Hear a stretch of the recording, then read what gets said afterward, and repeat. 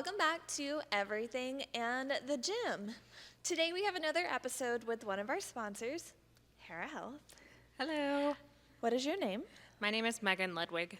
And how old are you? I'm 29. 29. All right. So before we get started, I want you to give your credentials because I feel like even though I 100% trust you, people are funny. What are your credentials? I am an advanced practice registered nurse, and I am a board-certified family nurse practitioner. Do you practice under a doctor? I do. So in the state of Texas, we have to have a medical director. No hate, but it's basically like my own babysitter. So he's never in the building with me, but in Texas, yeah, I have a little babysitter. All right. So I kind of feel like your personal journey and Hera Health are kind of like intertwined. I feel like you probably were working on some things before you actually birthed Hera Health, like you had thoughts and whatnot that were going through your head before you even jumped on this. So let's start back with like, you've had multiple transformations over the years. Yeah. When is your like earliest transformation? So my first transformation is actually when I was 17 years old. I really struggled throughout high school with my weight. I was a really big party girl, and so at 16 to 17, I'm going to be honest, I partied all the time. And obviously, with alcohol comes weight gain, so I gained like literally 50, 60 pounds very quickly. And I was known as like the pretty fat girl. And so I really, really struggled with that. And this is back in like 2012. And so I started getting in the gym. I was like, that's it. Like, I want to take care of myself. And this is when, like, there weren't really females in the gym. So if they were in the gym, they're like on the elliptical, And so I get in the gym, I start working out, and I'm like, hey, I love like lifting weights and things like that. But it was more at that time when like plyometrics, HIIT workouts were really, really big. And so I did a lot of that. And I ended up loving running. I used to run 5Ks all the time. And I ended up losing all of that weight and more. I got down to like, super, super tiny, like 140 pounds. I was a size medium, which is crazy looking back. And so definitely that was a big, revolution for me. And that was my first go at fitness, if you will. Do you think the things you were doing then were healthy? No. Why? And, looking back, time is always, it's the biggest teacher of all things. But that was when everything like low carb, keto was really, really big. And so I am not kidding when I say I ate eggs, spinach, strawberries, and chicken and bananas. That is all I ate. Oh my gosh. So yeah, exactly. Like, that sucks. Like, what kind of life is that? It's not. And so that's literally what I did. Did it work? Yeah. Did I have abs? Yeah. Was it freaking miserable? Absolutely. So I don't recommend that for anybody. And it was very, I thought all the time, like, okay, like, it wasn't like, am I stronger? It was, what does the scale say? Am I less? I was obsessed with the number. I would get up every morning and weigh myself and be like, oh my gosh, like, I lost 5 pounds, I gained 5 pounds. It was just so draining looking back. This personal, like, your fitness journey then, was it personal research? Were you, Yes and no. My boyfriend who I was dating at the time was really into health and fitness as well, which is a whole different thing. And so we kind of worked at it together. I actually hired a personal trainer at that time, and so he really helped me. His name is Quinn. He's actually here locally. And so he really helped me take off with everything and learn about, like, he was the one that was like, hey, get off the treadmill, like, come lift a weight, like, let's learn this. And so honestly, yeah, I learned from social media. I learned from health magazines, which of course are full with bullshit, and you don't know that until it's too late. But yeah. So from then, did you go into college? Were you lifting in college? Yeah, so I started college as a bio major, fun fact, and I, was real big into like running. ASU is beautiful, and so I loved running, loved working out, and then same thing kind of happened. I transitioned back into partying all the time, and I started hanging out with frat people, and like looking back, I'm like, oh my God. And so I started partying more, broke up with that said boyfriend, and it just like went chaos again. And so I actually ended up gaining back all that weight, shocker, because I was like never eating. And I was running all the time. And so I had no muscle. I mean, I had no fat, but I had nothing. I have pretty large boobs, honestly. I know that's TMI, but, and like at that time, I mean, I was the smallest I've ever been. If that gives you any idea of like how little body fat I had, I was tiny. And so I had started gaining all this weight back, really struggled throughout college, and I switched into nursing. And so at that time, that spans like 3 years. And so I actually ended up meeting my current husband when I was starting nursing school. And so at that time, I was really like just trying to survive, honestly. And so then I started learning about like health implications, things like that with nursing. And I was like, okay, like I don't want to be an unhealthy nurse. Like I just find the irony. And of course we all struggle, 100%, but I just felt wrong being like, hi, I'm a nurse and I don't take care of myself. So I started getting back into the gym, like you said. And so I would go to the gym there at ASU, which have you ever been? Not to like work out, just to like, I've been in there, but. Yeah, and it's pretty nice. Yeah. Yeah, I was like, it's a pretty nice gym. And so I started running again, started lifting, and then I started really lifting. And I was like, oh, this is cool. And so we actually ended up moving to Sonora, which if you don't know where that is, it's an hour away. It's like this teeny tiny town. So we move away, I graduate nursing school, and I'm like, okay, I want to be fit. Like, come on. And so I started, I don't call it powerlifting, but it's like power building. And that's when like Stephanie Sanzo was really big on Instagram. And so I started power building. And so there's a gym in town in San Angelo called The Bar. I started working out there, and Tommy's great. And I remember walking in and being like, I'm like the only girl here. And I was like, okay.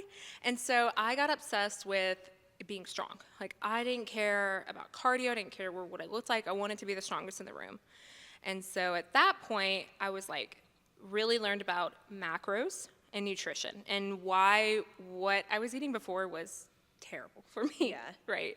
And so that's when like Katie Hearn was big, things like that. I started following her and really got a really good composition, honestly, like a body recomp. And I ended up getting engaged, and I was like, well, I gotta look good for my wedding. So I started learning about macros. That's when I actually learned about that, learned about strength and how much that like lifting weights can transition your body. Before I was really, really thin. Of course, I fit good in clothes, but I was just thin. I mean, I had no ass, no nothing. Yeah. Like I did not. It was funny looking back. And this one, I'm like, oh, like, wait, like you can change your entire body with like lifting a weight. And so that's where my love of weightlifting was really born. Yeah. So, yeah. You had one more transformation too, and that was whenever you had your kid, right? Yes, my baby.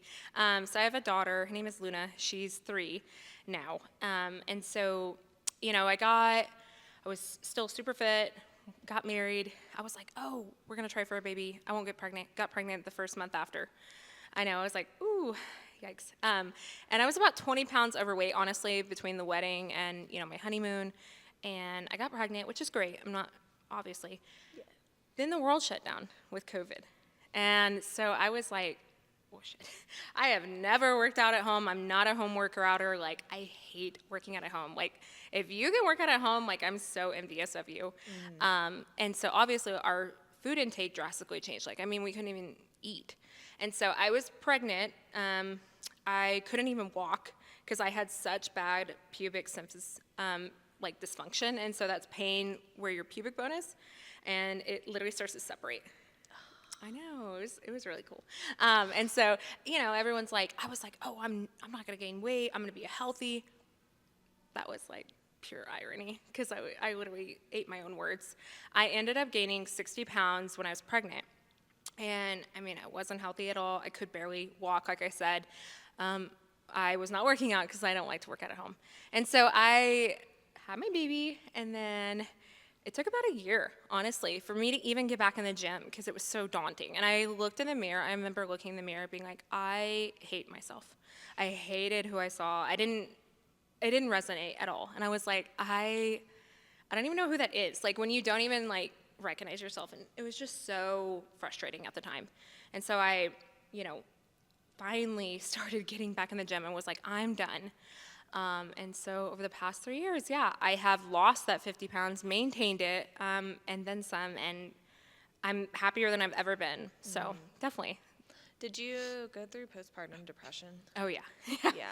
Really, really bad. And so at that time, I was like, oh, well, I'm fine. And I remember spilling my daughter's milk, being like, just bawling, being like, I'm a terrible mom. Like, I should just off myself. Like, literally. I mean, it was so scary. And I remember my husband went back to work, and my daughter was on my chest. And I was like, if you leave right now, if you leave us, if you go back to work, like, I don't know if we're going to be alive when you get back.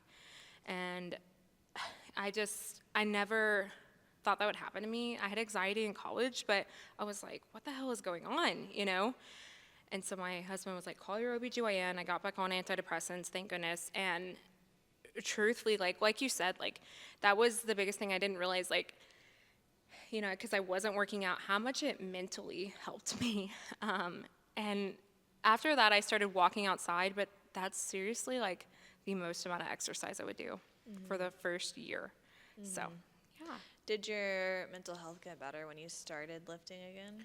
Yeah, absolutely. At first, I actually started here in 1440. Yeah. And I loved it because all the people here, they just come in to work out, and they're so nice. And God, I remember being so self-conscious, when none of your clothes fit and you're just like, hello. Yeah. So I showed up and I was like, all right, like, we're going to do this. And it's amazing. Like, every single week, just building upon itself. And it's like, I feel so much better. And, you're like, I don't care. Like, look how much weight I'm moving. Like, look how much my energy has changed. And definitely, you can speak for this. Like, having a daughter changes your transition on health. Yes. You want them to have a good role model of, like, if we eat this, it does this, and if you live this, it does this, and yeah. Yeah, and so my thought process stopped being from, because I started like, oh, I just want to lose weight, Yeah. And I was like, and I would do like every woman in the world, honestly, and I would look at myself in the mirror and be like, I'm so disgusting, I'm so fat, and I turned around and my husband's like, you're like preaching to her, like, what are you doing? And I was like, oh my God, like, I can't do this. I cannot break myself down like this because I never want her to treat herself like that. And so this time around on my third transition has definitely been mentally the most amazing. My thoughts about working out and everything is incredible. Yeah. So, yeah. Yeah. So let's kind of get into the nursing side of things. What did you start with when you became a nurse? What do you mean? Like, what was your first job as a nurse? Oh. So I was actually an ER tech at the time through nursing school and college. And I love the ER. Like, I love blood, guts, gore, excitement, like trauma. That's my thing. I love it. And so I started when I was 20 years old. And I remember being like, this is the coolest thing ever. And so I went through nursing school, and thank God I was like an tech because I was so ahead of the game. It gave any nurses out there, like, definitely go get a job in nursing school as like a tech. It made the biggest change. And so then I got out and was like, of course, like, I'm gonna be an ER nurse forever, like, and ever. And so I did that up until COVID. And I remember COVID hit, and we didn't know what the heck. I was pregnant. I was 3 months pregnant, and I was like, I cannot work. I got to leave it of absence. And my boss at the time was like, I don't care. Like, you still have to work the COVID unit. I know. And so, which a lot of people don't know this, but like, we wore trash bags, first off. We wore raincoats. We had one N95 that we put in a paper sack for months, which previously, before, you had one mask and you threw it away. Yeah. Because it's infected. And so at the time I was like, fuck this, I'm out. I'm like, I'm not, because we didn't know. I was like, I don't want to risk my baby. Like, I can't do this. And so it was the hardest thing ever. It was the hardest thing ever. Like, being like my one true love of ER medicine, I was like, okay. And so I walked away. I went to cath lab, which I don't recommend, which is where they do heart stents and things like that. It sucked. It got me through pregnancy because I got to like chill, but God, it's really boring as a nurse. Yeah. And so I had my baby, and they were like, hey, are you coming back? And I was like, no, have a nice day. So I actually went to Rivercrest, which Rivercrest is an inpatient psychiatric facility, which is super cool, honestly, as in, like, from a nursing perspective. In the ER, you're like, these people are super annoying, speaking of mental health. And it's so sad to me now that, like, because at that time, you want them out. You want them out of your ER. And, like, looking back, but once you realize the other side of psych, it's like these people are struggling. They don't have anywhere to go. They don't know what to do. They have a lot of substance abuse problems. And so working in Rivercrest was seriously one of the most amazing things I've done for my career, because mental health is in every facet of medicine, hands down. And so it gave me those tools to approach anybody with anxiety, depression, bipolar disorder, schizophrenia. And so it was really awesome. It was a very dangerous environment, I'm going to be honest. If you work there, you have to be very careful. And so I ended up leaving. This is when I started bouncing around, and I went into rehab, which is not for me. Nursing rehab is really hard. And I was like, speaking of Hera, like, I remember sitting there one time, and I was like, it's 2 a.m., I work night shift. I worked night shift for almost 10 years, and it's like, okay, this sucks. I have 8 patients. 1 is dying. No one's here to help me. Our healthcare system sucks. I was like, I'm done. And I was like, what can I do to change this? And I remember sitting there, and it's just quiet. And I was like, I'm done. I'm not working for the man. Like, I am going to change this. Like, I am so sick and tired of this. Like, everyone just goes through the system, and they never, ever get the care they deserve. And I was like, no. Like, I don't know what I can do, but I'm going to do it. And I was in MP school at the time. I knew I always wanted to be an MP, a provider, but I was like, I'm not going to work for anybody. So Hera Health was born at 2 a.m. on a Tuesday night. I was like, I don't know what it is, but I'm going to make it. Yeah. So, yeah. Well, I'm going to bounce to a commercial break right here, and we will be back. Welcome to Hera Health, an innovative women's health and aesthetic clinic created, by women. Hera Health specializes in hormonotherapy, aesthetics, PCOS, peri and menopause phases, postpartum, and weight loss. Now maybe you're questioning, why do I need to visit Hera? If you are exhausted, maybe you have low libido, you have some stubborn weight to lose, maybe you have painful periods, or you just don't feel like yourself, or maybe you're looking for a confidence boost. Hera Health should be your go-to place. When you enter those doors, you are greeted by like-minded women who understand your concerns and fears. Hera Health also offers aesthetic care like dermal filler, microneedling, medical-grade skincare products, and so much more. They also offer a wellness program to help with your workouts and nutrition. You can book your appointment online at herahealthpllc.com or give them a call at 325-238-7286. Healthcare for women by women. And we're back. We were just talking about Meghan's journey, and now we're going to hop into how Hera Health was birthed. So I wanted to start my own business. Like I said, I knew I wanted to do that. And I was like, okay, I don't know what I'm going to do. Which is ironic that I started a women's health clinic, in my opinion, because I've never done women's health. Looking back, I'm like, I am insane, but it's okay. And I knew that I just wanted to change the healthcare system in general. So I was in my last year of MP school, actually. And I was like, okay, I really noticed that women were just gaslit the whole time, in all of my clinicals. And I'm not knocking any provider, but even other female providers would gaslight their female patients. And I was like, what the hell? Like, okay. And so, fun fact, in MP school, they teach us that hormones are super unsafe. They should never be given. They cause cancer. They cause blood clots. So, which, looking back, I'm like, this is so infuriating. It's like literally 40-year-old health, like, knowledge that they're using. And from a study in the 90s that is really inappropriate. And so I was like, well, I don't know what to do. And so I was like, one of my friends was like, hey, what if you like do women's health? And I was like, what are you talking about? Like, I don't know anything about GYN. I don't know, like, babies are not my thing. I was like, what? And so I was thinking about it, and I was like, okay, like, maybe I could. And I was like, yeah. And so one of the things that's really near and dear to me is obviously weight loss. And so I know that women struggle immensely with weight loss.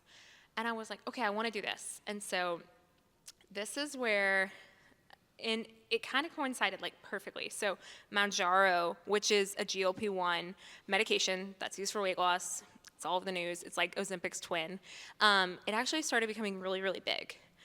And no one was really doing it. And I remember being fed up. I was trying to lose weight in that postpartum period. And I was like, I need help. So, sorry, I'm like going back and forth, but let me bring it back a little. On my postpartum journey, I had started working out at that year mark, right? Went to the gym, counted my macros. I knew all this. I'm like, I know what to do. I lost 8 pounds in 8 months. That's it. It was so frustrating. I was like, what is going on? Like, something's not working. What's wrong with my metabolism? I couldn't figure it out. And so at that point, I'm fed up, and I learned about this. I'm like, cool, I'm going to get this. No one in town would prescribe it to me, so I actually went online and got it shipped to me. It was crazy expensive to start. And then, so I start doing it. And I keep doing everything I was doing, like counting my macros, working out. And in those next 8 months, I lost that 50 pounds. And I was like, this is a miracle drug. Is it a hormone? So, good question. So it's called a GLP-1, so it's a peptide. And so what it does is it helps your body regulate insulin. So it helps your other hormones work better. And so like I always tell my patients, it literally sets your metabolism on fire. So, if you're still eating like crap, things like that, yeah, you're going to lose weight, but you're going to feel like shit, and you're not going to keep it off. If you actually sit there and apply those same principles, like the lifestyle habits, and then you add on a GLP-1, like Ozempic, like Mounjaro, it is literally amazing. It's life-changing, especially for women with PCOS, with weight loss, with perimenopause, that they can't lose those last 15 pounds. And so it really, really helps. And so that's where I really use it. And I realized, like, postpartum is a time where your body some women are just like, whose body is this? This isn't mine. Like, our bodies just go insane, as I say. And it could be your first kid, your third kid. Our bodies are weird. And so definitely, like, it helps that transition time. And so I had ended up losing all that weight, and I was like, this is amazing. No one's doing this in town. I want to start doing this. And then before I could graduate, it started becoming a thing, which is fine. It ended up being fine. But I was like, I really want to help women. And I was like, cool, I'm going to start a women's health clinic. And I was like, I don't know what I'm doing, but here I go. And so, in May, before I graduated in May of 23, so, which is crazy. It's been less than a year. We've been open. Yeah. I'm like, oh my gosh. And so I graduate, and I still have all this clinical, and I'm like, cool. So I'm getting our business set up, everything like that. And my friend was like, hey, I heard about this. She's an ER nurse. Her name's Liz. And she is like, hey, I'm going to go learn about injections. Like, do you want to learn? And I was like, yeah, let's go. And so we ended up going together to train and learn. And I was like, hey, can I hire you?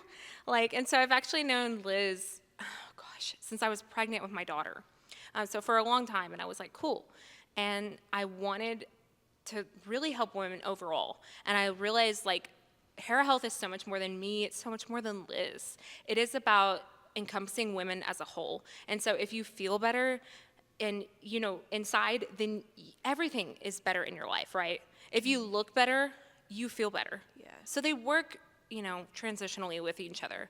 I feel like everyone thinks about, aesthetics, and they're like, oh, you are so vain, it's ridiculous. And it's like, okay, but think about it. If you get up and you brush your hair, you put on makeup, you feel good. The same as with aesthetics. It doesn't have to be this fake shit, and people that just think it's that. And we really focus on natural enhancements. What is your favorite feature? Let's enhance that, because it's amazing. And so that's why we kind of created this dual system of Hera. And our little clinic was born. So it's been crazy. So what services do you offer? So I do bioidentical hormone replacement therapy. And so on hormones, a lot of women think, okay, like, I don't want this, they think birth control, honestly.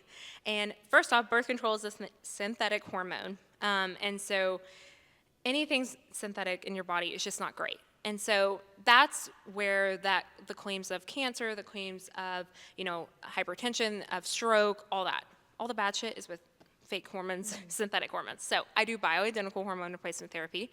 I treat PCOS, perimenopause, postpartum care, and medical weight loss. And then we also do medical aesthetics, so that's Botox, filler, collagen stimulators, things like that. And so, yeah, it's been really eye-opening how many patients I have that do both sides, which is what I wanted. Like, I wanted Hera to be this place where you come in, you feel accepted, you feel welcome, and so many women come in and they're like, hey, what's up? And like, they love that they can just sit down and chat with me. And I'm like, let's just talk. And if you've ever met Liz, I mean, she's just the nicest person ever. And you can go in and we're not here to judge you. Like, what can we do to help you? And so that's where, I love having that dual modality. It's so much fun. It's the coolest thing ever. And I think it's so innovative. I know that's kind of like boasting, but truly, like, Yeah. I love it. And the more we expand, the more I'm like, what do women in our community need? Like, what can they benefit as a one-stop shop? So we do have some expansions coming. I'm very excited, hint, hint. But yeah, that's what we offer right now. You also have Jasmine on. Yes. What does she offer on your side too? Yeah, so fun fact, I'm gonna throw out Jasmine. I used to be terrified to talk to her, which is silly. Cause like, if you've ever, if you watch Jasmine's previous episode, Yeah. honestly, I think we're really alike. Like, we're Yeah. very similar. And I'm like, this is stupid. Why am I like this? And so I was like, I need to bring on a coach, like a health coach. Because one of the biggest things is women were like, I don't know about nutrition, macros. I don't know how to eat. Like, they just got overwhelmed. And working out, they were just like, I don't want to go into the gym. I want to work out at home. Or if they did go to the gym, they were like, what the heck do I do? They're like looking shit up on Instagram and going to hurt themselves. And they're like, I don't know what I'm doing. And so they just stayed on the treadmill or the elliptical. And it's like, no. And so I was like, okay, I want a coach, like a health coach. Because honestly, I don't have time. I do not have time. And I really wanted, technically I can teach about nutrition and stuff. But like, I'm not qualified to give out like workouts and stuff like that. Yeah, I've been working out for 10 years. I know what I'm doing, but I'm not, that's not me. Yeah. So I wanted someone they felt comfortable with. And obviously as one woman to another, like, you want to explain that with another woman. And so I was trying to think of like, who can I ask, like, as a health coach? And I thought of Jasmine, and I was like, she has such a good, positive energy. And I was like, I wonder if she would do it. I was like, okay, fine, screw it. So I just ripped the Band-Aid off, and I asked her, and I was like, hey. And she was like, yeah, duh, absolutely. Y'all's aesthetics just like blended together, and it's so funny because before you came to her, she was like, "I just want to help women and like their postpartum journey," and she was just talking about women's health. And then you asked her, and I was like, "That's perfect for you." Like, what are the odds, right? Yeah. Like the universe, and that's I think another thing. Like, yeah, she was like, "No, I really just like to train women," and I was like, "Hey, what's up? Like, let's go." Yeah. So honestly, we've started our coaching program, Empower Her. And so Jasmine offers online coaching. So she can give you workouts in the gym, she can give you workouts at home, and then she gives you macronutrition counseling. And then I'm there to support you medically. And so it's such a cool program, honestly. We have almost 6 patients signed up, which is insane because we've only opened it for a month, Yeah. And I don't think we were both expecting this. And we're like, oh my God. But the results, we have one patient, she's already lost 20 pounds. And she's going to keep it off. That is our main goal. Like, yeah, you can go to anywhere in town and, get a weight loss drug or, starve yourself like I did at 19, but you will gain that back. I guarantee you. And that's one thing I know that Jasmine has gone through too. Like, I'm very proud of, I have kept this off and I am maintaining this. And I'm not restrictive. I'm not living this shit life where I eat chicken and rice all the time. Like, we still eat. And same thing with Jasmine. She started from square one. Like, how can I build myself up? And so together, it's been so fun. It's just been fun. Like, she just vibes with all of her patients. She's just the nicest person. I'm just so blessed to work with like the nicest people. Yeah, you have a good team. I love it. So how does one come to you? Good question. So the easiest way, as I say, is to book online. You can always reach out to us via social media, like Instagram or Facebook, if you have any questions.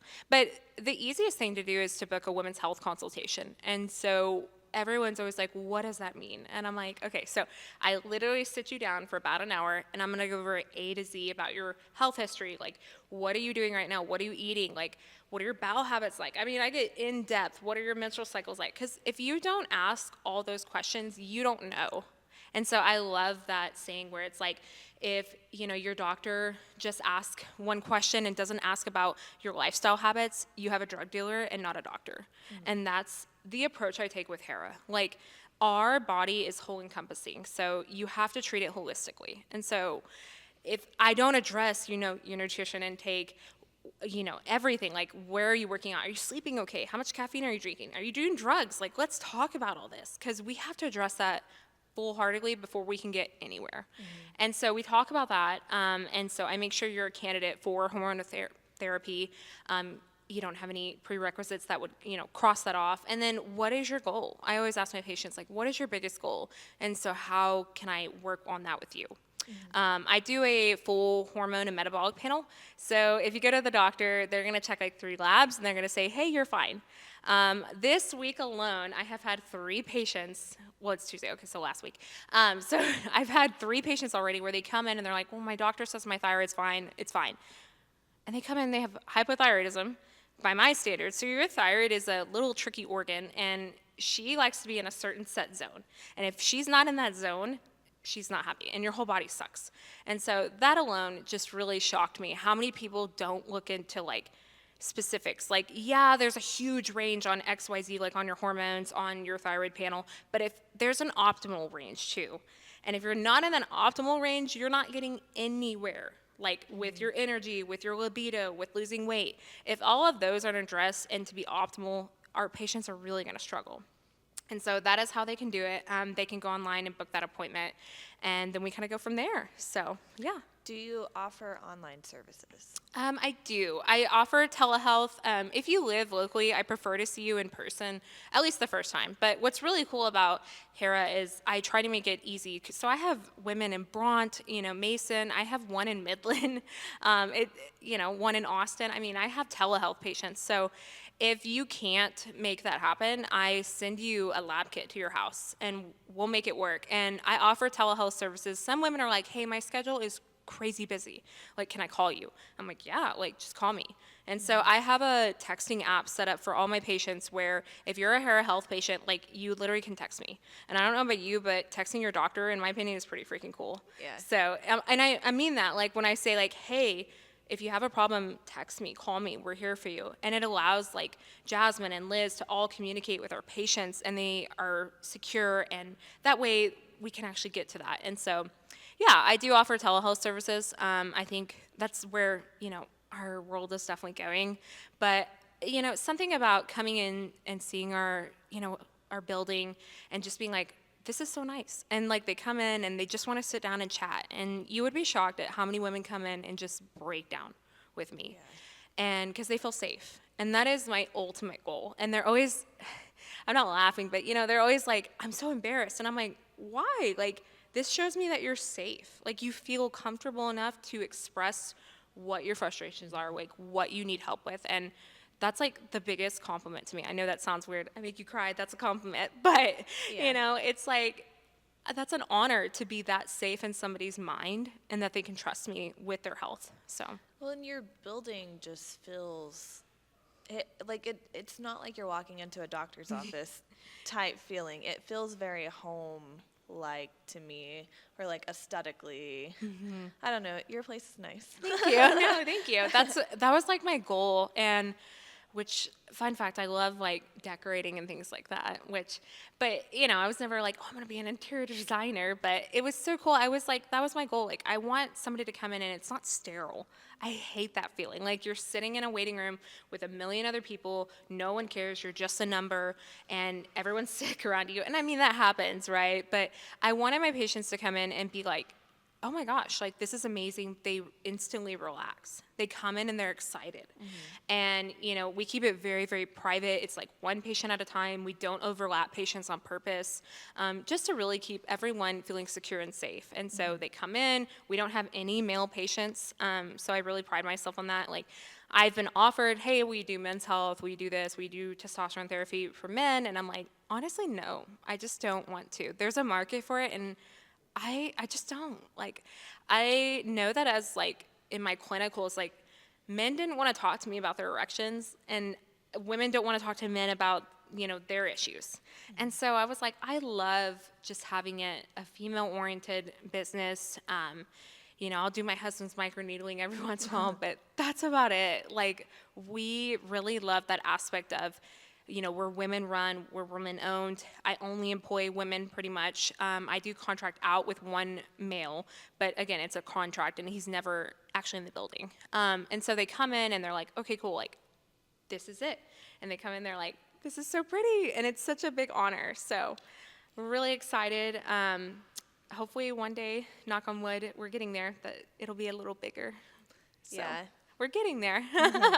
Would you keep your aesthetic if you moved? Oh, yeah. Yeah.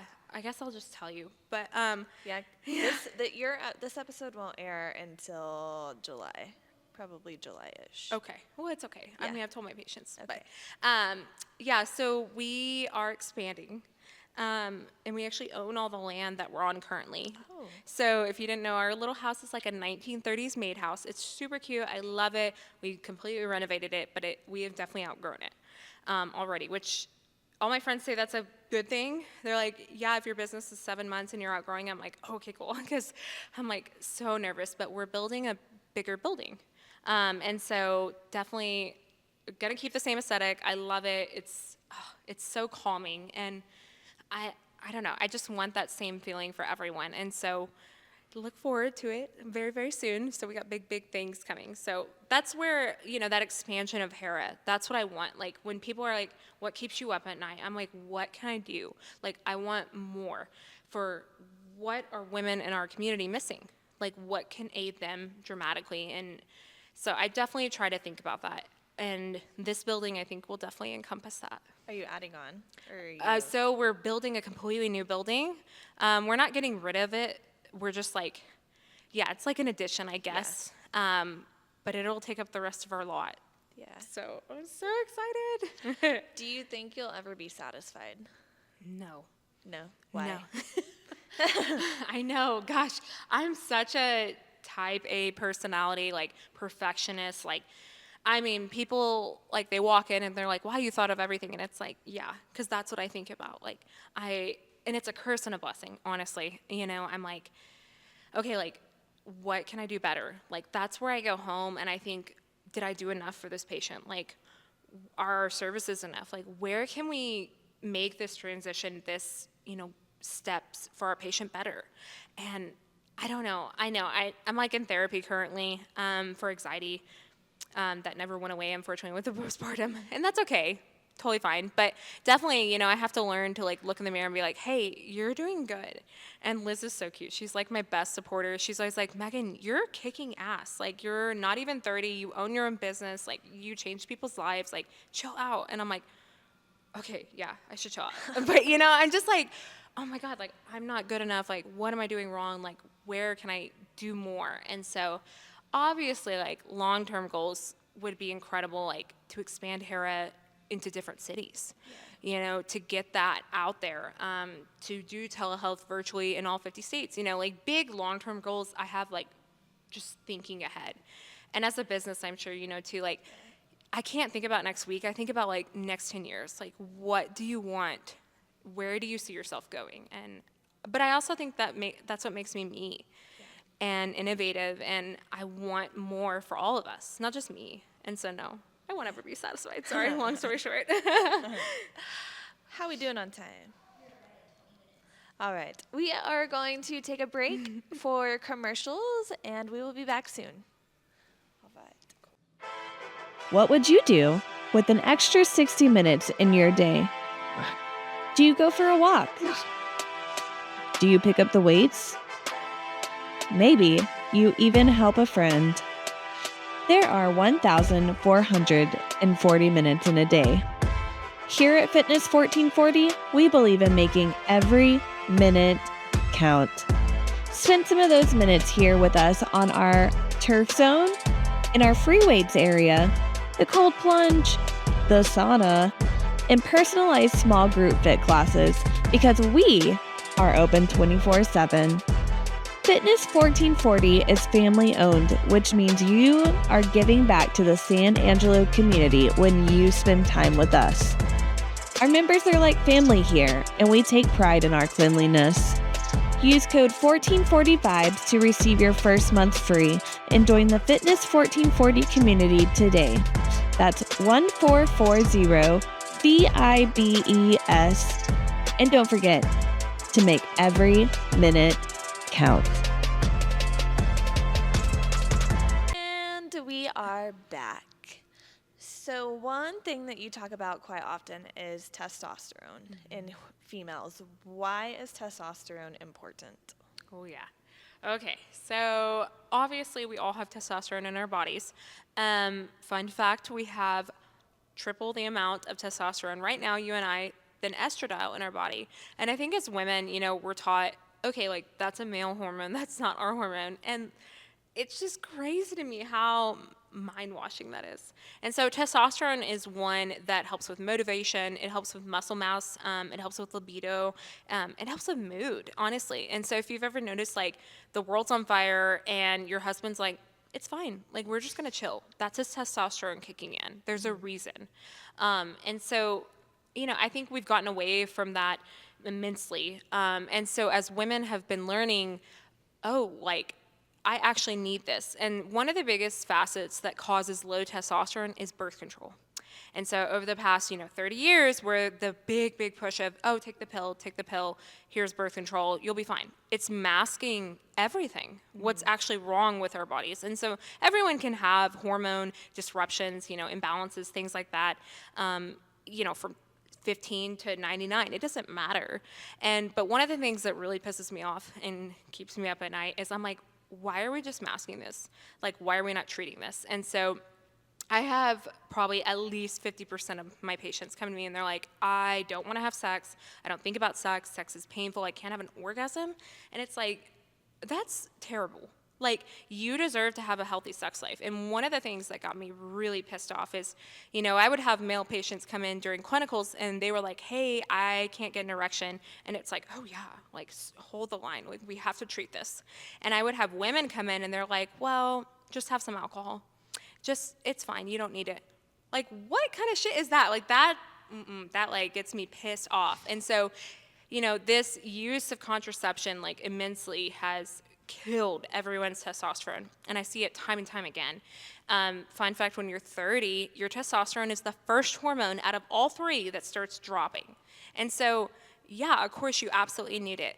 And we're living longer and longer, and one of the things that irks me is, when you're 60, when you're 50, you have a higher risk for osteoporosis and breaking a hip, and then your life is over. And so one of the easiest ways to do that and prevent that is with testosterone. And I put women on it and their lives are changed immediately. And it's like, why are we avoiding this? And we are one of the only modern day countries that do not have an FDA approved testosterone form for women. And it's bullshit. Like, Australia is treating it, the UK is treating it, and there are FDA approved testosterone forms for men, of course, because if you can't get hard, then we got to fix that ASAP. But it's like, for women, they're like, oh, no, y'all don't need that. Like, and I just can't.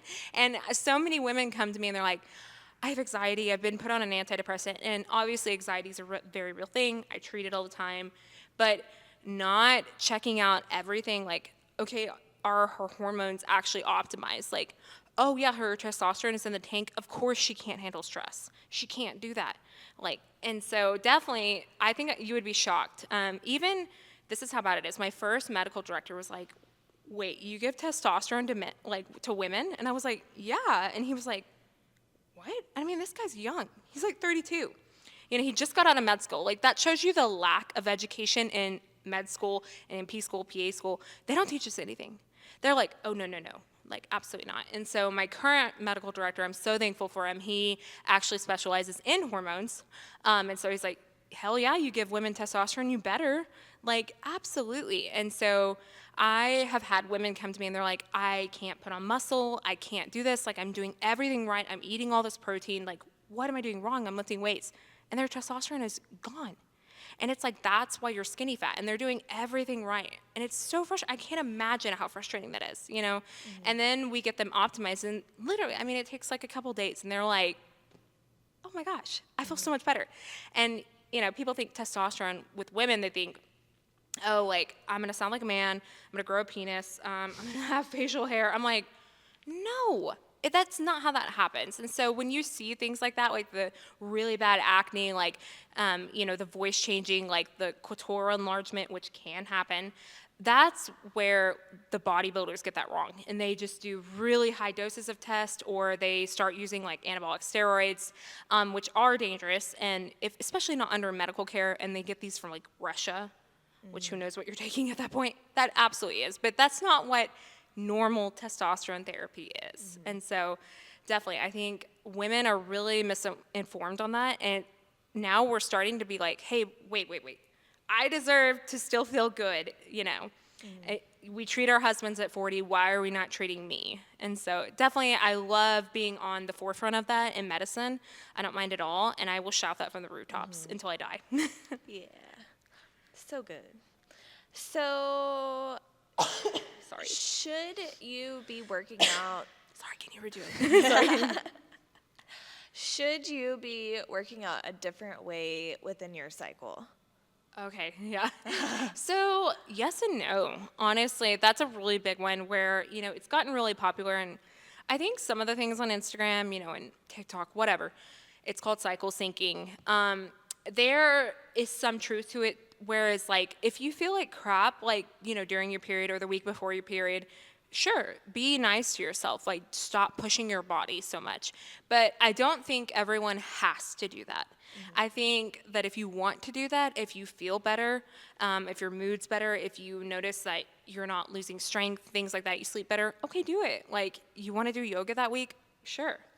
But I think it's really just become, honestly, like this thing to get big and viral. Is everyone talks about that, and they talk about like the cortisol regulation, and they're like, drink this drink and your cortisol is regulated. And it's like, okay, no, that's not how we regulate our cortisol. That is important 100%, but there's so much more than just, you know, taking a drink. And so, you know, you can cycle sync. I think it's beneficial, but you don't know unless you try it. And you know, I think we naturally do that, right? I'm sure you notice, like, you go to the gym and you're like, I can't lift as much this week. That's okay. Yeah. Just be kind to yourself and be like, hey, this is like the week before my period. It's cool. And then in 2 weeks, you're going to be like, damn, I'm strong as hell. Own it. Like, do your PRs then. And that's what I always tell my patients, like, just be kind to yourself and listen to your body, honestly. And some women don't notice it as much, and some women do. And that's okay. You do you.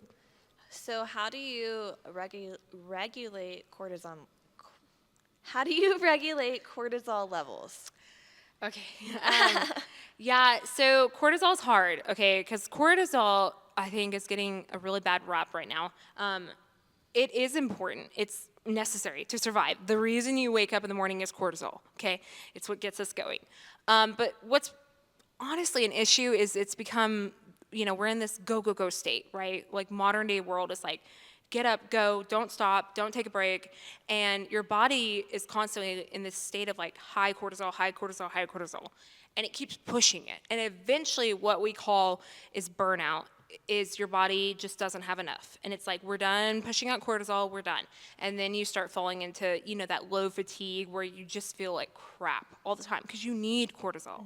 But you want healthy responses of it. So when you're working out and things like that, I always tell my patients, like, you can totally sprint if you have your stress levels under control. So if you didn't sleep the night before, if you drank a bunch of alcohol, if you're stressed the hell out, no, you shouldn't sprint. And so when I was, you know, that 17 going back, like, I sprinted 4 to 5 times a week. And looking back, I'm like, oh my God, Like, I was lean as hell. Don't get me wrong, it works. But my poor body was exhausted. Because what you're doing is you're putting those cortisol levels, boom, boom, boom. And your body's like, I'm done. We're done. Why are you fighting this bear over and over again? Quit fighting the fucking bear. Like, chill out. Go take a break. And so, one of the things is, I think, biggest thing is taking breaks, and especially from like our phones, social media. You have to just turn it off. And I mean, I'm guilty of that too as a business owner, and you have to just stop that. And I love that it's going around social media right now. If you don't take a break for your body will decide when it does. And that's true. And so the biggest way to regulate cortisol is simple. It's to get sleep. Make sure you're sleeping all the way through the night, not waking up. If you wake up at night, we got a problem. We got a hormonal issue. And then it's to limit caffeine intake. And so obviously caffeine is my love, our love, everyone's love. But I try really, really hard, like past like now, I don't drink anything. And so, because you want to sleep at night. And so to regulate cortisol, it's super simple. You sleep. You turn off your phone, you spend time with your family and your loved ones because that regulates it, and you eat. I think a lot of women, they get up in the morning and they don't eat, and they drink coffee and they're running out the door, and it's like, no, stop, slow down, tell your body we're not on fire, and eat some freaking food. And that is the best way to regulate your cortisol levels. It's not some fancy drink. It's simple, good, healthy practices. And rest. That's it. Just rest. Take a nap. Go hang out at the lawn, like literally, I'm like, just chill out. But, don't go get like drunk, but just chill. Yeah. So, yeah, that's it. I was watching one of your reels recently, and you were talking about your mom and her struggle with menopause. Why is menopause so dear to your heart? So my mom is in her 50s. She's a lawyer, and so obviously, you want to talk about stress and cortisol? Oh my gosh. She has a very, very stressful job. And so she ended up going through menopause basically in the dark. And, in our town, there was, again, nothing like what I do at the time. And she was having, bleeding, uncontrollable. She couldn't focus. She was having brain fog. She was like, this is affecting my life. And, same thing that I take care of patients' lives. Their lives are on the line too. Like if she messes up, they go to jail forever, And so she was like, what is wrong with me? And she went to her OB-GYN, at the time. And she was like, hey, like what's wrong? And he was like, oh, you just need a hysterectomy. Like, what? No, that's a major surgery, first off. Like, no, that's not the first line. And she was begging everyone to give her hormones. And I was like, you need hormones. And finally, I'm finishing up MP school, and no one's given her hormones. She's gone through this for like 2 years of like hell. And finally, I find this OB-GYN, and I was like, hey, will you please help my mom? And I was close with her, and she was like, yeah. And so she finally gave her some form of hormones. And now we're all fixed. But yeah, definitely, like, I just realized how much it impacted her, and I was like, I can't believe everyone in this town and in our world, honestly, goes through this alone. And like I said, that's where I was like, I'm done.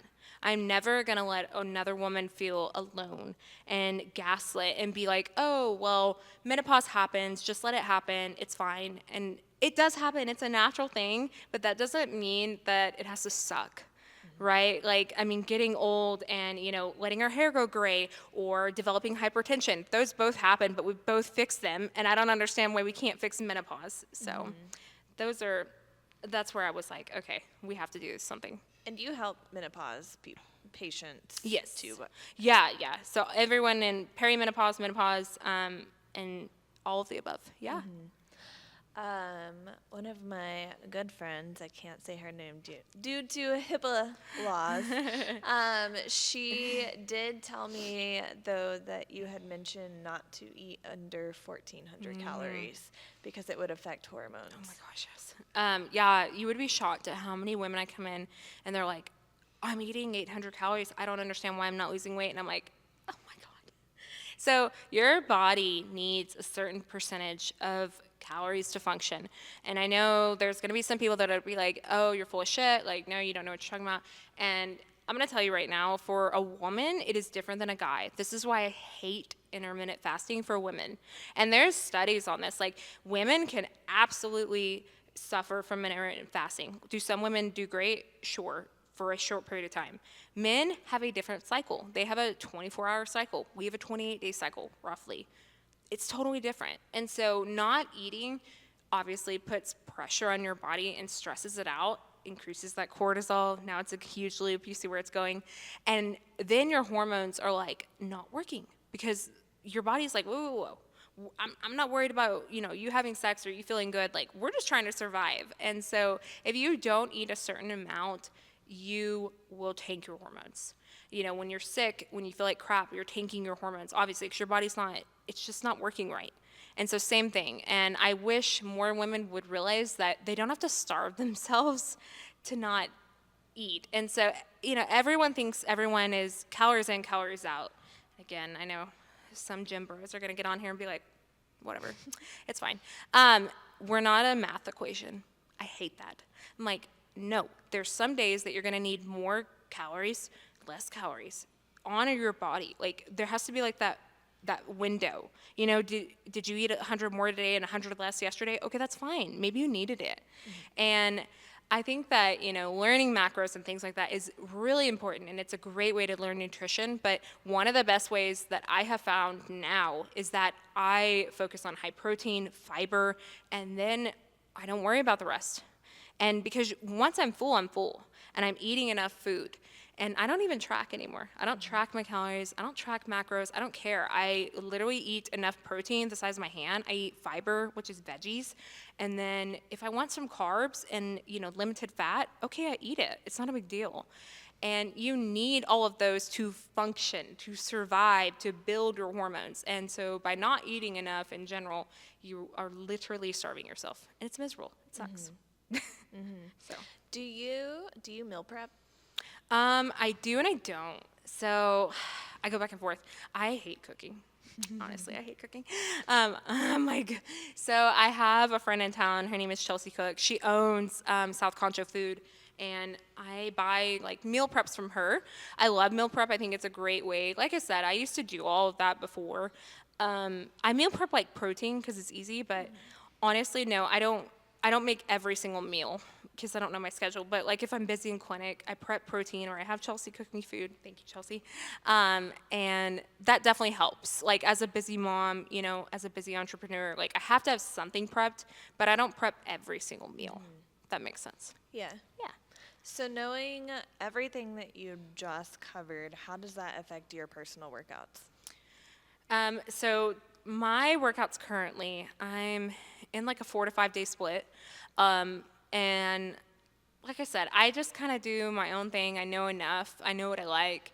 Right now, fun fact is I've added in like a 5th day, and on that 5th day I do like cardio, core, and mobility.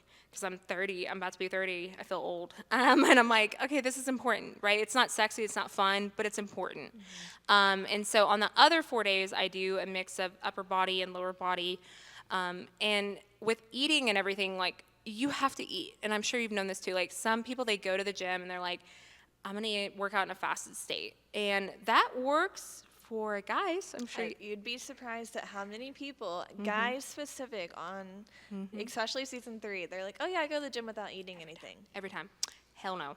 Hell no. And then, exactly, and I'm not here to knock them because they're right. Like, yeah. I mean, if that's what works for them, do it. But do you ever notice, like, you wake up and you don't eat and you go lift and you're shaking? Yeah. Yeah. Exactly. You have to eat something. I don't care. I'm not saying a lot. I'm not like go to, IHOP and chow down. Like, but damn, like eat something. Like, and I always tell women, like, so for me, I get up and I eat 40 grams at least for breakfast. And how I do that is I split it. So I eat 40 grams of protein. So 20 before my workout, and then I eat about 20 to 30 after. And so I've just gotten 50 grams right there of protein. And if I didn't eat, I mean, I feel like trash. And I know that, all the bodybuilders are like, oh yeah, you have to, work out in a fasted state, blah, blah, blah, do your cardio in a fasted state. I mean, that's great. If it works for you, cool. I discourage my patients from doing that. So this is hypothetically speaking. If you had a female patient that was bodybuilding, would that be hard for you to navigate because they do have such like a rigid nutritional, like they're on a very rigid meal plan. Yeah. I'm gonna be the bearer of bad news. I hate female bodybuilding. Yeah. I hate it. And I know that's like, I'm not saying it's not impressive. It is. It's incredibly impressive. I'm so in awe, truthfully. Does it trash your body? It trashes your body. And you'd be shocked at how many women come to me after. I've had quite a few actually, that they're like, I used to do Anavar. I used to do things like that, because you have to. Yeah. Like, you can't do bodybuilding anymore without doing anything. So don't ever think like, oh wow, these women are all natural. No, they're not. They're full of shit. Like, they're lying to you. That's what pisses me off, is I'm like, they're doing something. I'm not saying it's illegal. Maybe they're doing low tests. Maybe they're doing, you know, growth factor, things like that. And they come to me and they're like, you know, they've gained 40 pounds of fluid and, you know, fat. And it's so frustrating for them, because they're like, what is wrong? Like, and like we were saying, like, if you use the wrong form of testosterone, you know, too much, or illegal steroids, we have a lot of issues. So again, I go back and forth. I'm not knocking anybody. I think it's cool. You know, I notice a lot of women, I'm sure you have too, they try it once and then they're like, never again. Yeah. I think it's impressive. Like, if that's what you really want to do, then okay, do it. I think a long-term competitor, it's really hard on your body. So it just depends what's worth it. So what is your proudest moment? What is something you've done where you're like, I'm very proud of myself for that? Oh gosh. Oh my God, you're gonna make me cry. I know this sounds silly, but one of my patients came to me and for fertility, and she was struggling for like a year. She had had a miscarriage, and they told her, you know, things happen, it's just what it is. And she's, you know, 2 years older than me. She's just like me. She works out. She takes care of herself. She's healthy. And I remember that she was just so sad. And she was like, I don't understand. Like, I just want to be a mom. And I was like, okay, let me help you. Like, I'm scared, because fertility is hard. I'm going to be honest. It's a hard one. And I was like, okay, we'll try our best. And same thing, like, her thyroid was jacked. And so we worked on everything with her hormones. And I remember she texted me and she's like, hey, I still haven't started my period. Do you want to do blood work today still? And I was like, oh my God, take a test. And she took a test and she was pregnant. Within 3 months, she was pregnant. And like, that made me really proud. I know it's probably not what you expected, but like, to say like I helped somebody like grow their family and change their lives, like, that's my why. Like, that's why I do Hera Health. Like y'all have no idea how much, like, oh my God, you're gonna make me cry. Like, that's why I went to school for 8 years, is to help women like that. And that made me really fucking proud, honestly. That's a good moment too. That's a good moment Yeah. for you mentally, because it also shows you like, okay, I am on the right path. I am doing something right. Yeah. Yeah. Like, meaningful. Like, you know, everyone thinks, okay, I want to do something good, and it's maybe not this big, profound thing, but, you know, for her, like, her life is forever changed in a positive manner. And it's like, that's it, because I just cared enough to try. And I think so many of us can benefit from that. Like, yeah, it's scary, but if you try, you never know, and something incredible might happen, and you might surprise yourself. So I'm going to take from proudest moment to what is your biggest struggle right now? My biggest struggle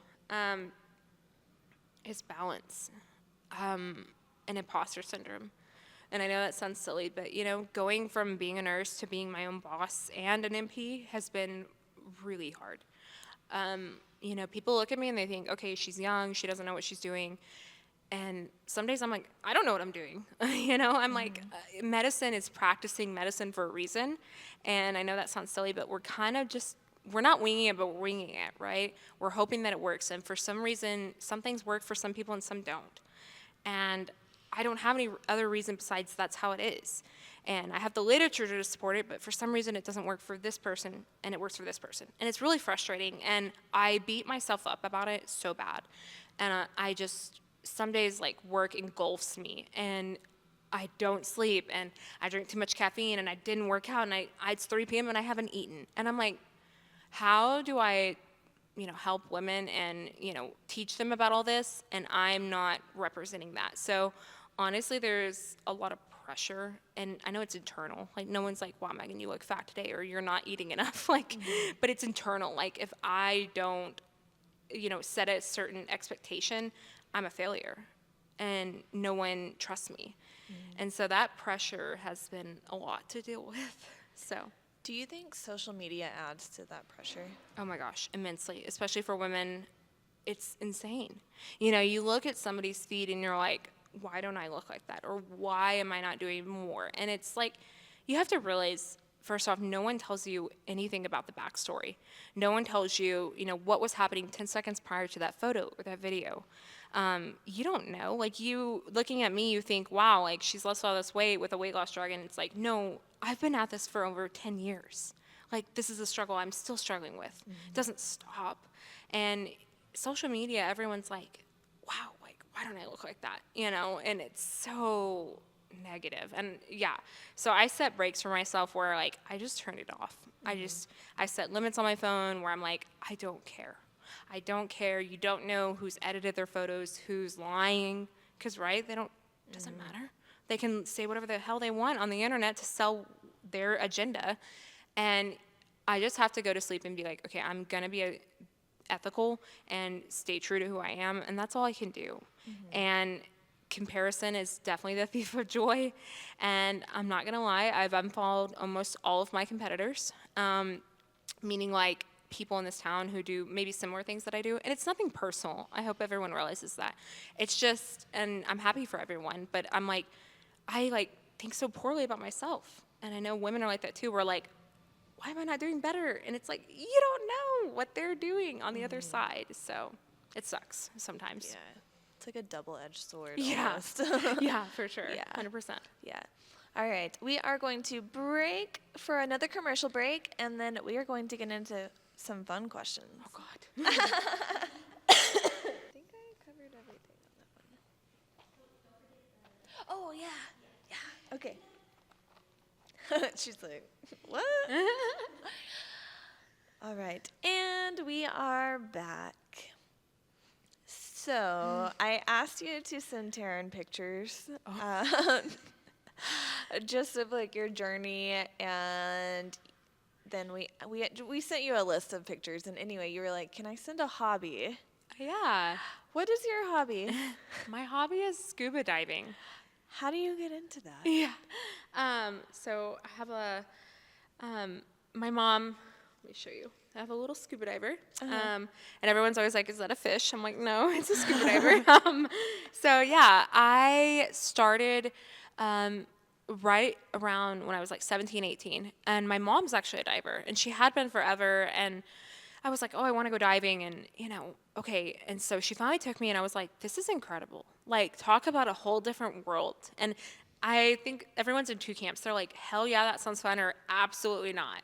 They're like, I'm not getting in the water with sharks. And I fell in love. Like, I already loved animals, but wow, it is amazing. And so I actually go to Florida, or I tried to before I was pregnant, every year and go diving. And since my baby, I've only dove once. So I'm really excited we're going this year, which is a very expensive and hard hobby, but it's a worthy hobby. And I've been to Honduras, I've been to Cozumel, and it's so fun. It's just fascinating, like what is down there. And that, you want to talk about like the world is so much bigger than you. That is what you see in scuba diving, and it just lets go. It's like the freest, quietest place in the world, and I love that. So it makes me so happy. Do you dive with a tank? Yeah, so yeah, we get on like full tank, full everything. We put on fins. It's called a BCD. It's like a vest, and so it holds everything. And yep, you put a tank on. Thankfully, they have the tanks there, so you don't have to bring your own tank. And you jump off and you inflate the vest, and it pushes you down into the water. And so I'm a pretty like shallow diver. They call it shallow diving. It's 40 to 50 feet underwater. Yeah. Most men, it's always the guys, they're like, let's go to 90 to 120. I've done that. It's hard. Hard as in A, you lose all the colors. B, it's like you're suffocating because you want to talk about pressure. You feel that pressure of the ocean, and it's just a lot, and it takes forever to get down there. So I'm what they call a shallow diver. I love to go like right below snorkeling. And so we jump in, and you still have all the colors, all the wildlife, like all the fish are still there. If you want to see something creepy, like an octopus or something, you go deep. So yeah, that's how you do it. And you just get out and you decompress your little vest, and they hoist you back up on the boat. Which, fun fact, like, I get seasick really bad. I usually throw up when I'm diving.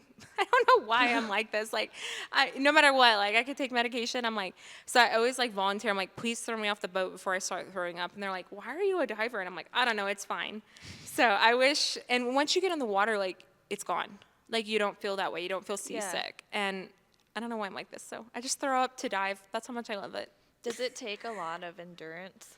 So yes and no. It's actually really cool how many. So I went to Grenada, which is a little tiny country, for my honeymoon, and a lot of British people visit there. And me and all these old people were on it from Britain. Like, literally, I was the only person less than 60. I kid you not. It was awesome. It was so cool. My husband doesn't dive. He's lame. So it's always me going by myself. You want to talk about like confidence boost. And I go, and it's all these older people. And they're, you know, some are in good shape, some are not. And that's one of the things I love about it is it keeps them happy and it keeps them moving, but like not so much that they can't physically do it, like golf. And so they, you know, the people help you off the boat. You hop off the boat, and once you're in the water, they're free. Their body's free. Like, it's free of any, like, you know, weight bearing, like they can't walk properly. So you would be shocked how many older people do it. Like, they're amazing. I love it. That's awesome. All right. We're going to get into our gym bag segment. Okay. I have to ask this because the amount of people that have showed up, they're like, oh, I cleaned up my gym bag. I emptied it out. Oh my gosh. Did you empty out your gym bag? I didn't empty it out. I did throw some trash out. Okay. I'm not gonna lie. I was like, oops. Yeah. So if you will pull it on over here. Okay. All right. So why is this your gym bag? Why did you pick this one?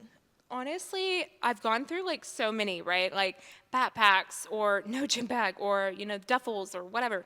And right now I have this. This is a Calpack. Calpack's really good. They have like luggage.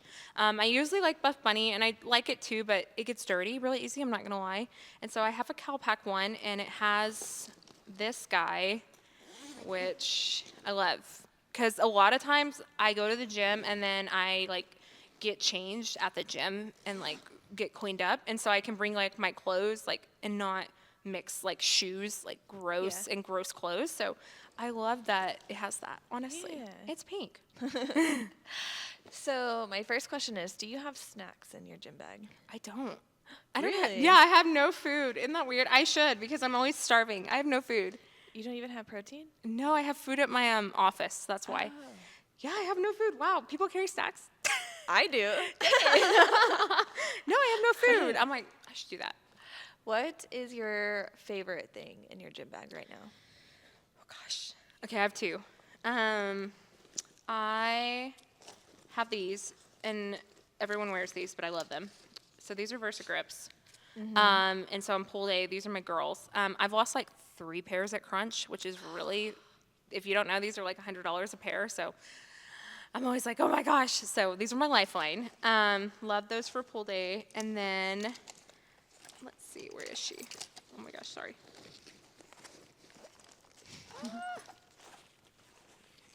Of course, I didn't bring it. Okay, it's okay. What is it? It's usually? yeah, I'll just tell you. It's Hydrinity. So it's an acne spray. And so I suffer from acne really bad. And like at the gym, you know, you touch everything, it's gross. It's gross. I'm like, and you don't even think about it. And so it's so cool. I carry it with me, and it's a spray, and you just spray it on your face after you work out, and it helps your microbiome in your face prevent any bacteria from growing. So for like acne people, it's a lifesaver. And that's another thing. I'm like, I should probably carry freaking Clorox wipes, because every time I go to the gym, I'm like, ew.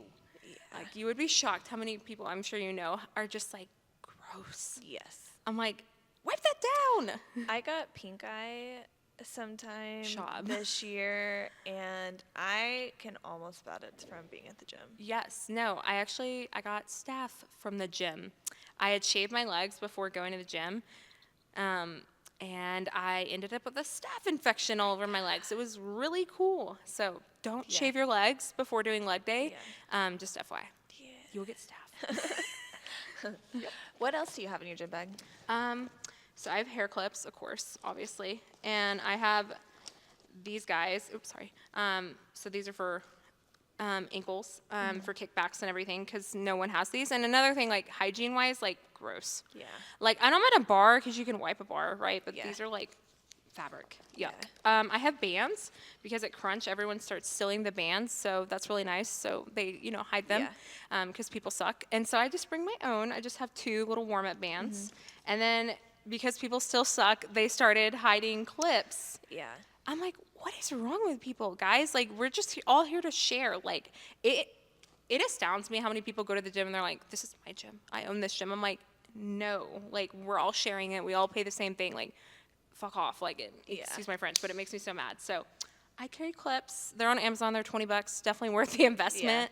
But yeah, that's all I carry. And then I carry hand cream because I have dry little hands. So, but that's it. That's all that's in my gym bag. Very handy, though. Yeah. It's just very to the point. Yeah. So, yeah. So why do you work out where you work out? Oh, because I have a kid. Yeah.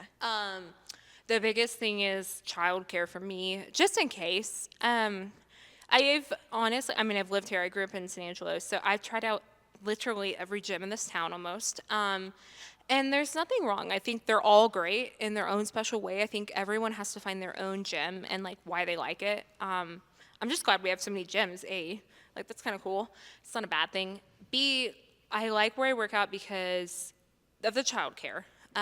It's very simple. Like it's close to my work. It's easy to get there. And then another thing is I used to work out in the evenings at Crunch, and it was a shit show, honestly.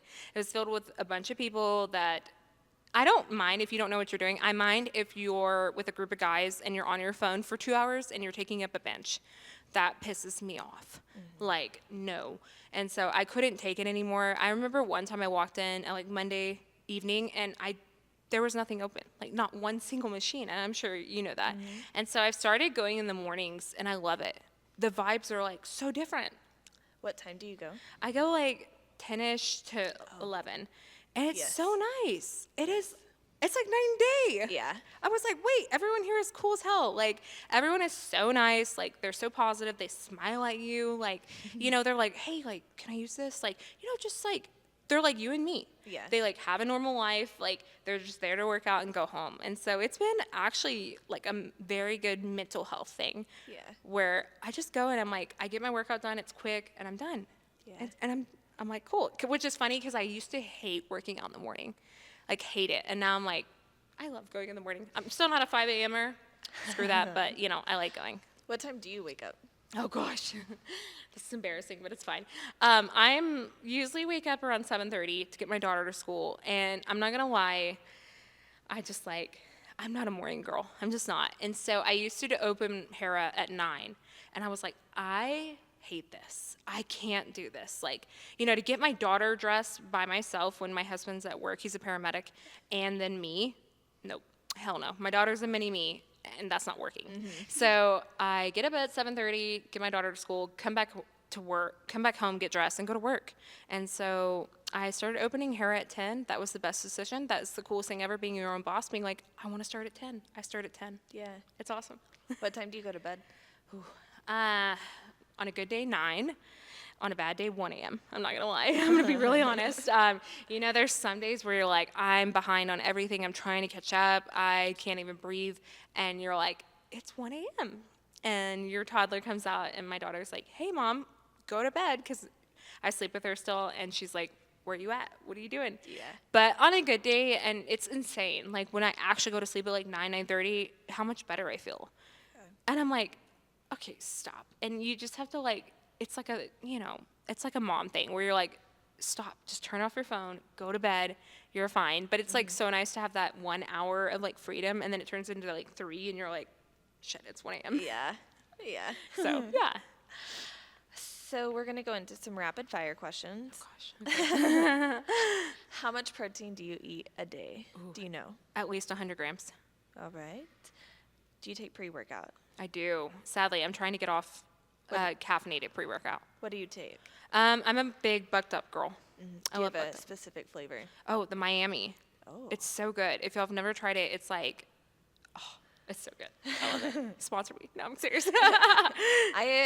With the amount of times people have said bucked up, I'm like, somebody get us a sponsor. Yeah. No, seriously, it's so good. It's game changer if you've never tried Yeah. it. So. Yeah. Do you do the extra bucked up or just like the normal? No, I do the woke AF one. Yeah.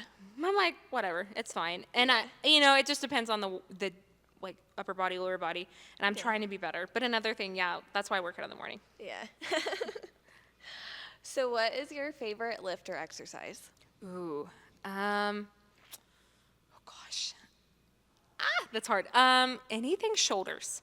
I know that's funny, but like I'm very proud of my delts. Like I work really hard on my delts, and I love shoulders.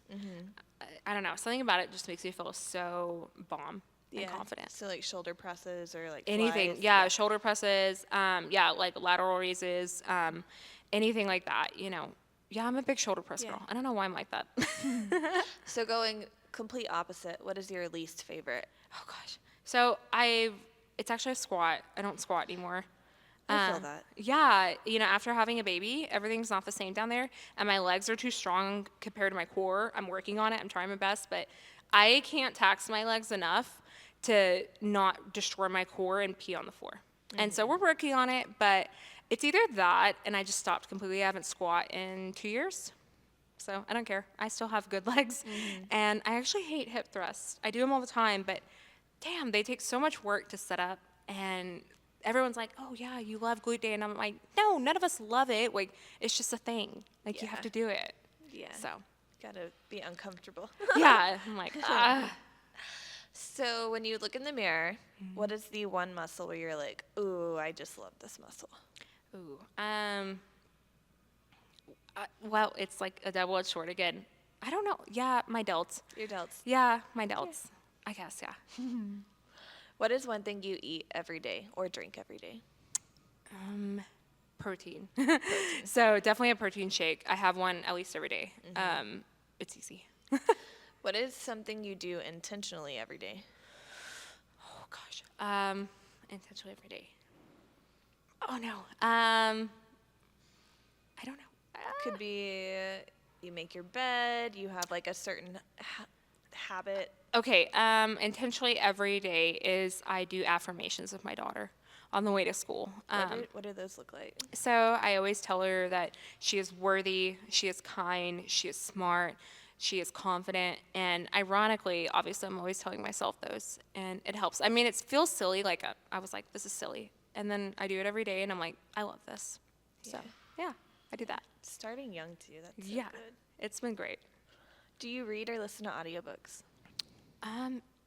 When I have time, I love to read. I'm a reader. But now I feel really lame. Mostly what I read is studies. So I'm usually studying at home. I feel like bizarre, but I don't know why. I don't like audiobooks. I don't mind podcasts, but I'm not an audiobook girl. Yeah. I like to read it. Are you listening to any podcast in particular? Yours, but I was listening to yours actually yesterday, and then podcasts in general. I like murder. I love anything murder mystery. Like, it's a good break. Yeah. So, like, Going Out West or My Favorite Murder or any of that, like, I love. Just spiking cortisol levels. Yeah, it's great. No, but it just calms me down. Literally, I'm one of those people. Okay, so if you were to own your own gym, what is the number one thing you would have in your gym? Matching equipment. Yes. I'm like, that's actually like, I don't know. I've thought about it. I know I should. Somebody asked me that when I was like, hey, I'm doing something fun. I'm making a business. They were like, are you making a gym? I was like, what?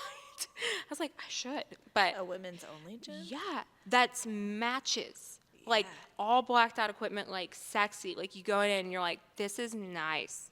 I'm not saying like every gym has their own vibe, you know, like they've got a theme going. I love it. Like you have to have a theme. And I'm like, it has to match. Would there be pink? No, I don't. No? Well, I don't know. I don't know. I go back and forth. It's hard to find pink. Yeah. I used to have my own like gym equipment, and it was pink. I'm not gonna lie, but I guess it could be. I don't know. Now you're making me think. If you could give anybody honorable mention, who would it be and why? Honorable mention. It's probably Liz, honestly. I'm not gonna lie. Liz is my backbone of Hera. You know, everyone just thinks, okay, she works for me, but I mean, she is one of my best friends. I'm so thankful for her. She picks me up when I'm down, and she's always there for me. Yeah, and I'm so thankful. And I think in this world, you know, people are so cruel, and it's so nice to have somebody that is your biggest support system and loves you unconditionally, but will also is a good enough friend to be like, hey, you're doing this wrong or you're being stupid. Like, let's Yeah. think about that. Yeah. It's good. If you had an extra 60 minutes in your day, what would you use it for? Actually, doing my hair. Yeah. So I have extensions, and I have extensions for a reason, so I don't have to do my hair. But honestly, like, I never get time to, like, just do my hair. Like, I don't know, all cute. I do my daughter's hair, but me, I'm like, I look like a crackhead sometimes. So I'm like, yeah. All right, my last question. Okay. If you could give advice to anybody out there, what is the best advice you would give? That's a big one. The best advice I would give is to go for it. I would say to go for it. I would say if there's anything in your heart that you're like, I've always wanted to do this, it's do it. This past year has taught me that we don't make it to tomorrow always. And, you know, the older I get, I'm like, do it. Just do it. Like, what do you have to lose? No one's judging you, and you think everyone's judging you, but no one cares. And the only person that loses at the end of the day is you. That's it. That's amazing advice. Thank you. Such a good one to end on, too. Do you have any other last words? A story you want to tell? Oh, gosh. No, I just want to say thank you for having me. Yes. It's been awesome, and so I'm really honored, and I hope that, you know, anybody watching this or listening to it feels more confident in themselves, especially if you're a woman, and that you can do anything you put your mind to. And I love it. Yeah. So yeah. I have to thank you for believing in us and Yeah. this. I remember coming to sit down with you, and I was like, oh my gosh, I am so nervous to pitch this. And I appreciate you believing. Of course, and exactly, like, you know, y'all are female run, and exactly, that's why I was like, you're both moms, like, y'all, you can do this. Yeah. Like, absolutely, and don't ever be afraid. Yeah. Do it. I'm so proud of y'all. Thank you. I'm proud of you, too. Thank you. You're doing great things. We got this. We got it. Teamwork. All right, you guys, that is our episode with Hera Health, aka Meghan. Anyway, make sure you download, like, and subscribe, and you can follow us on YouTube, Facebook, Instagram, TikTok, Spotify, and Apple Podcasts. Have a beautiful day, friends. Bye. Bye.